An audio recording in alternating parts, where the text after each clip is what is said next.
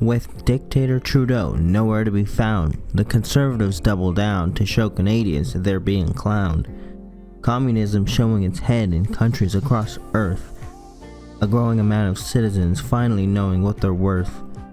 Though as the election looms, the Conservative support booms, finally we get rid of these liberal baboons.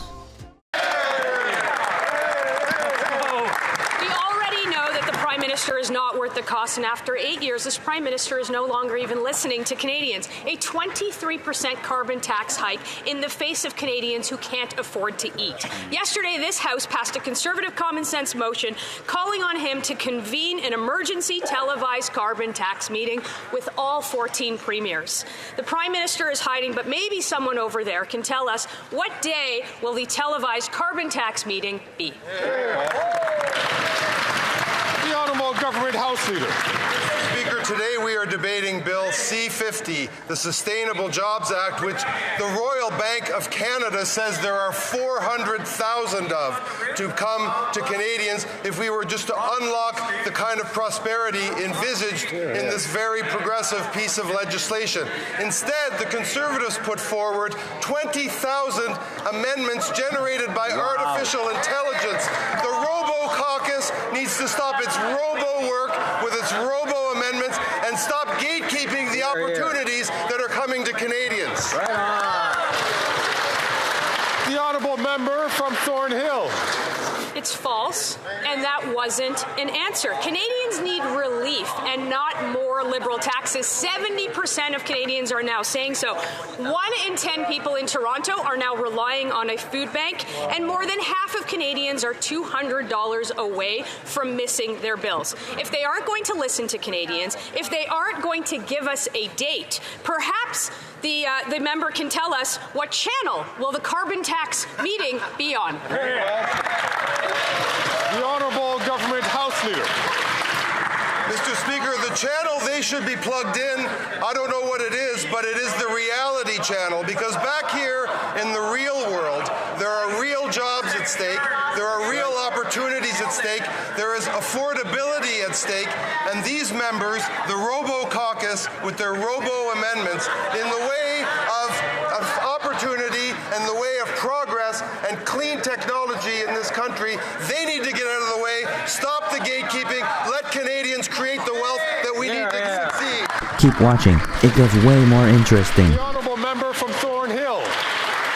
Once again, he didn't answer the question, and I'm not really sure what that was. But if he won't listen to Canadians, and they won't listen to their NDP caucus, the Prime Minister won't listen to his successor, Mark Carney, who also wants him to meet with premiers. They won't give us a date. They won't give us a time. They won't tell us what channel to watch. The Prime Minister won't even show up here and answer to this motion. The Prime Minister is being defiant when Canadians are lining up at food banks in record numbers. What are you covering for?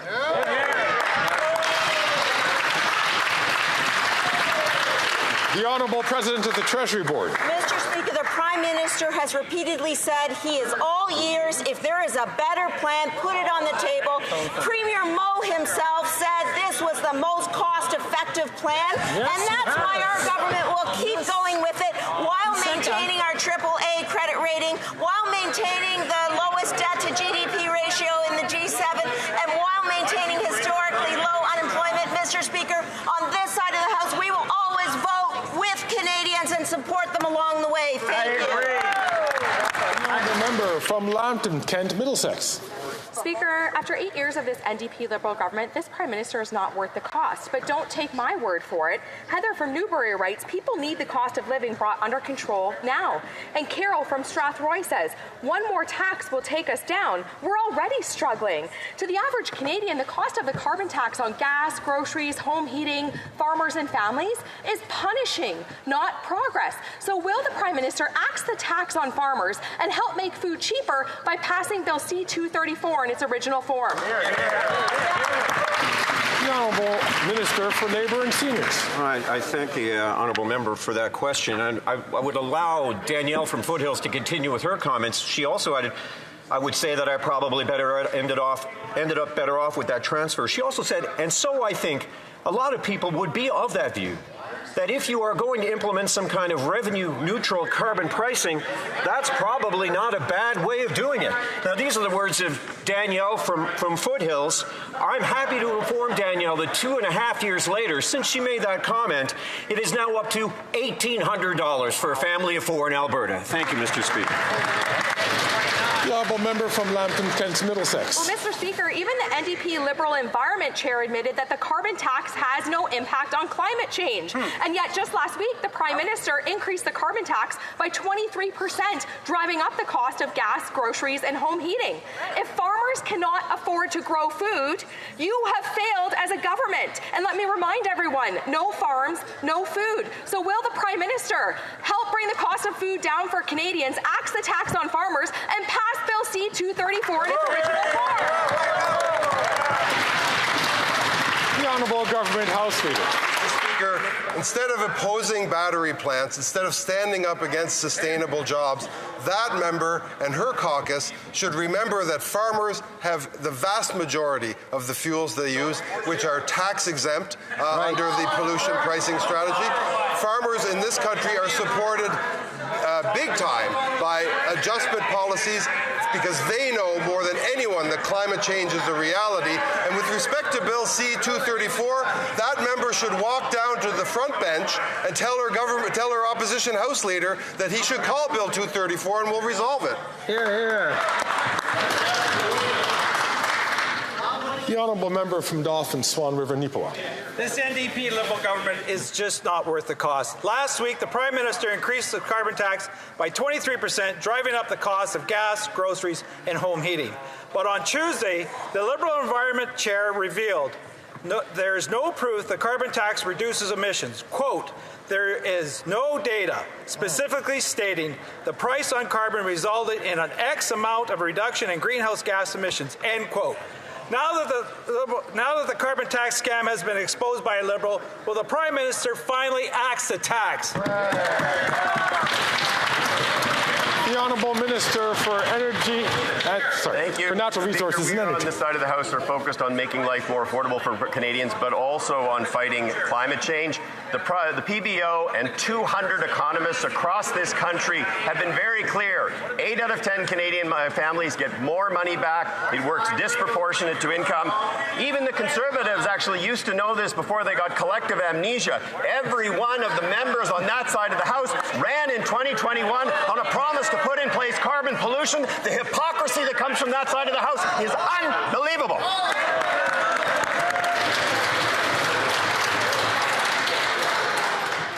The honourable member from Nunavut. Okaktiti First Nations and Inuit have been neglected by successive Liberal and Conservative governments for years. They have underfunded infrastructure for First Nations by $350 billion. Wow. For Inuit, the gap is $75 billion more. The Liberals committed to closing this gap by 2030, but they are nowhere near their target. This means more moldy homes, more crumbling schools, and more contaminated water. When will the Liberals fulfill their obligations to First Nations and Inuit by closing this infrastructure gap? The Honourable Parliamentary Secretary to the Minister of Crown of Indigenous Services. Thank you, Mr. Speaker, and I thank the honourable member for that very important question and for her advocacy in this House. We thank the Assembly of First Nations for their partnership. We actually worked together with them on this report, and we welcome the important recommendations that it brought forward. We know that decades of underinvestment and discrimination have led to this infrastructure deficit, which is indeed a crisis for Indigenous peoples across this country. Our government has put a stop to this with record investments by dramatically increasing up to 1,100% since 2016. We are taking action to close that infrastructure gap, and we will not stop until it is done. The honourable member from Skeena Bulkley Valley. Mr. Speaker, there are many residential school survivors and family members of murdered and missing Indigenous women and girls in British Columbia who are non-status. And this week, they're learning that their access to counselling is being cut off because the Liberals, like the Conservatives before them, are underfunding First Nations health. These are community members who've experienced serious trauma and for whom counselling is a key part of their healing journey. Why is this government denying survivors access to critical counselling? The Honourable Minister for Crown and Indigenous Relations. Thank you, Mr. Speaker, and I'd like to thank my colleague for that very important question. Violence against Indigenous women, girls, Two-Spirit, and gender-diverse people must be put to an end, Mr. Speaker. After the previous government dragged their feet for years, we called a national inquiry. We have an action plan that is co-developed with Indigenous partners. We made progress. For example, we built 12 new cell towers along the Highway of Tears in British Columbia, new shelters for Indigenous women, supporting frontline Indigenous victim services, 36 Indigenous-led policing services, Mr. Speaker, and we will continue to do more. Bravo. The Honourable Member from Kitchener South Hespeler. Mr. Speaker, Canadians know better than to trust Conservatives' failed policies. On this side of the House, our government is focused on creating more good jobs, including in innovation and technology. Last week, in my riding of Kitchener South Hespeler, I was pleased to be with our government when we announced new measures from the upcoming Budget 2024 to secure Canada's AI advantage. Mr. Speaker, can the President of the Treasury Board please update this House on our government's announcement on AI? Good question. The Honourable President of the Treasury Board. Mr. Speaker, I thank the honourable member for her hard work. Last week, our government announced $2.4 billion to support artificial intelligence across this country. That means more infrastructure for AI researchers. That means more innovative AI solutions for small and medium-sized businesses. That means the creation of an AI institute, and that means the responsible use of AI across the country. Unlike the Conservatives who deny science, we will always support an innovative economy. Thank you, Mr. Speaker. The Honourable Member from Fort McMurray, Cold Lake. Thank you, Mr. Speaker. After 8 years, Canadians are struggling to make ends meet due to the Liberal NDP's crippling carbon taxes. They're all economic pain and no environmental gain. Just last week, the Prime Minister increased the carbon tax by 23%, further driving up the cost of gas, groceries, and home heating. The least they could do is take the carbon tax off the farmers who feed us, which would in turn lower the cost of food. So my question is simple. Will the Prime Minister axe the tax on farmers and make food cheaper for Canadians by passing Bill C-234 in its original form? Great question. The Honourable Government House Leader. Bill C-234 was here, then it went to the Senate. Conservative senators threatened a bunch of other senators who wanted to debate the bill. The bill is now back in this House, and it is completely up to the leader.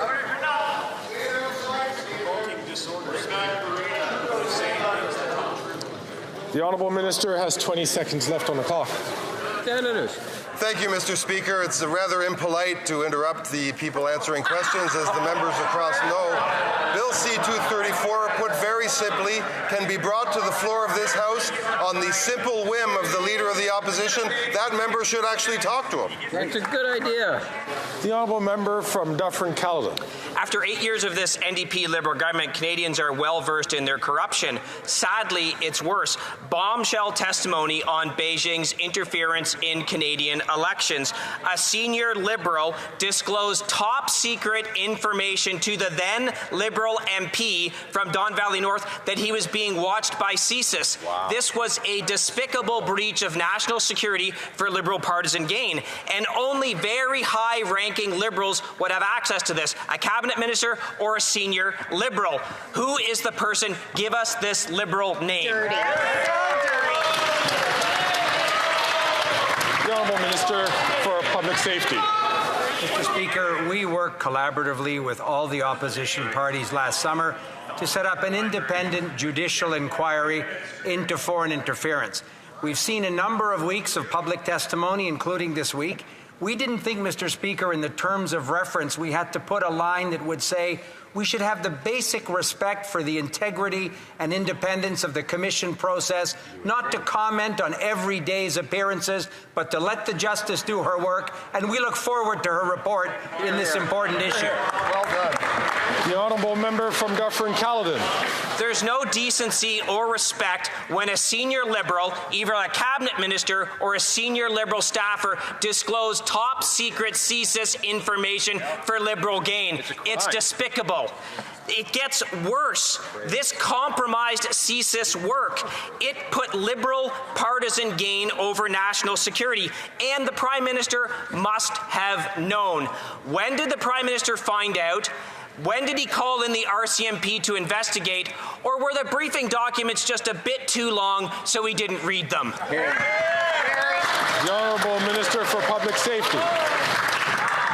Again, Mr. Speaker, my colleague can repeat a series of allegations. We don't think that this is particularly constructive when a senior Court of Appeal justice is seized with this very matter, which is here. She is hearing evidence from witnesses and interviewing in camera all of the relevant officials, receiving all of the most classified documents. Why doesn't my honourable friend allow her to do this work and not continually repeat and interfere in the middle of her hearings?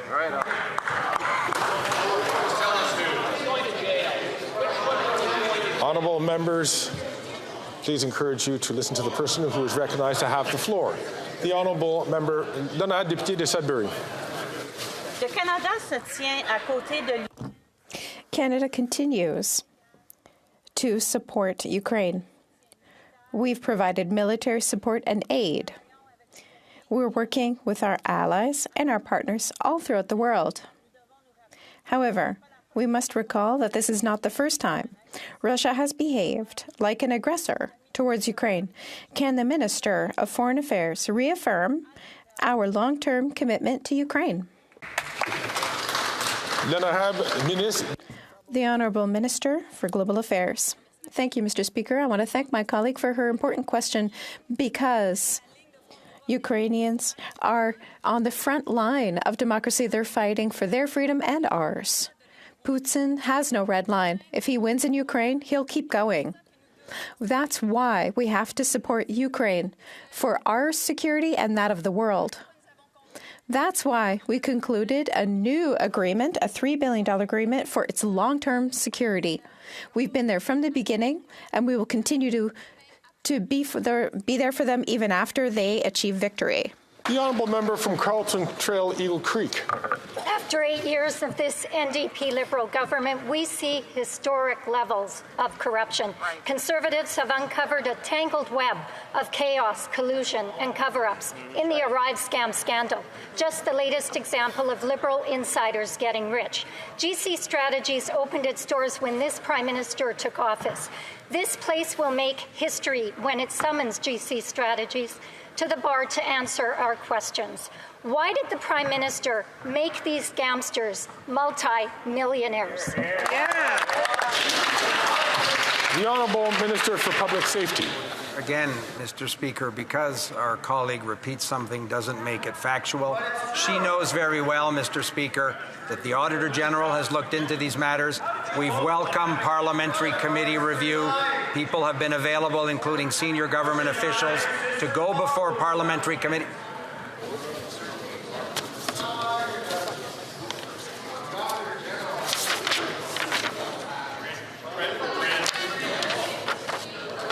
I'm going to ask all members, please, to restrain themselves. There were a couple of very large or loud interventions while the minister was speaking. It's hard for me to hear the answer. Sometimes difficult for me to hear the question.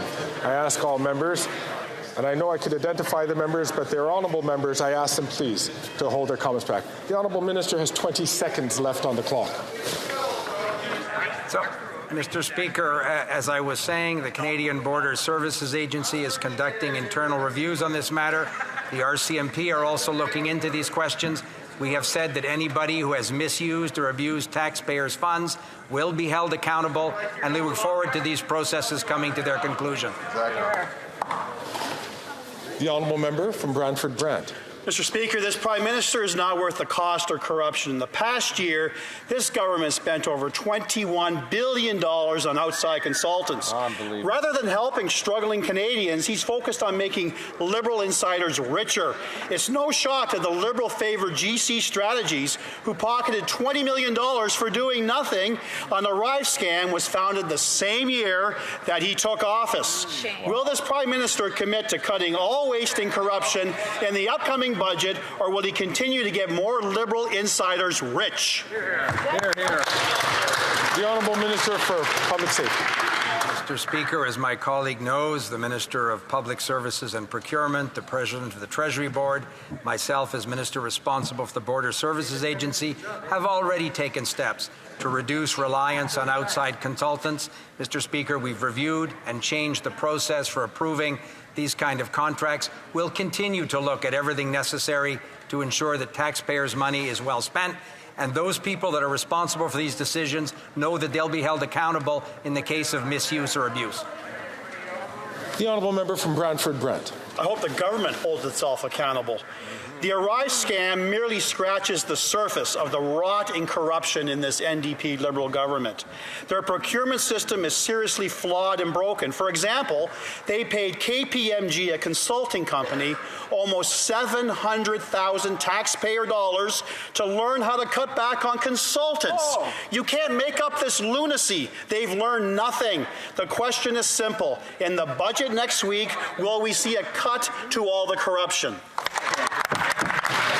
The Honourable Minister for Public Works. Thank you, Mr. Speaker. As our colleague, the Minister of Public Safety, has said repeatedly, repeating falsehoods doesn't make those falsehoods true. What they should know, however, is that the Auditor General did table an important report just a few weeks ago, which found that rules were not followed by a few public servants. Fortunately, many of these rules have been updated, and regulations and expectations around the use of those rules have been clearly communicated to all relevant public servants. The Honourable Member from Vaughan Woodbridge. Workers in Vaughan Woodbridge and across the country have been clear, Mr. Speaker. The Sustainable Jobs Act is critical to ensuring they have the tools and skills they need to build up our net zero future, from greener buildings to electric vehicles to clean energy. The tens of thousands of Conservative amendments on this legislation are designed to block this bill and block workers from getting a seat at the table. Can the Minister of Energy tell this House why are we here fighting for workers today? The Honourable Minister for Natural Resources and Energy. Thank you, Mr. Speaker. Today we are in this House fighting for workers and communities in Canada so we can create sustainable jobs moving forward, we will grow the economy, and we will fight climate change. Standing in the way of workers is the Conservative leader, a proud supporter of notorious anti-worker legislation, including Bills C-377 and 525. His plan for Canada is to cut investments, to let our economy fall behind, and to let the planet burn. Our plan will ensure we are building an economy where Canadian workers and Canadian communities will win, and we will vote as many times as it takes to get it done. Comment, like, and subscribe, and join if you can. You've been served.